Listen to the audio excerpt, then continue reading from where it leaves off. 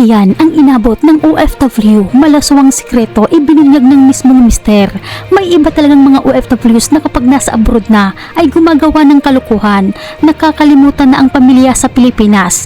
Nakalimutan na ang asawa at higit sa lahat, ang mga anak na nasasaktan kapag nalamang nagluko ang ina sa abroad. Sabi nga ng matatanda, magluko na ang lalaki, wag lang ang babae dahil malaki raw ang mawala. Gaya na lamang nitong isang OFW na ipinagpalit ang kanyang mister na tricycle driver at 5 anak sa engineer na nakilala sa social media sa Jeddah, Saudi Arabia na napahiya ng sobra at kinamumulihan pa ng mga anak. Inireklamo kasi ito ng mister dahil sa pangangaliwa at sa pang-iinsulto ng kabit ng kanyang misis na halos alipustahin na ang buong pagkatao niya at hinamon pa siya ng kabit ng kanyang misis na kung may utak siya, ipapadeport sila. Kaya sumugod ito sa Raffy Tulfo in aksyon para magpasaklulo at sa tulong ni Senator Raffy Tulfo, ito ang inabot ng 2 OFW na dapat ay huwag tularan ng ibang mga OFWs na may asawa at mga anak na sa Pilipinas. Total naman, naghahamon yan. Tatawag ako doon, pahanap ko yung 2 yan. Sa dami ng kaibigan ko doon, hihingan ko ng tulong lahat yun. Silang 2 mawawala ng karapatan na maghihirap sila. Kaya nadadama yung ibang OFW natin sa Raffy sa mga ganyan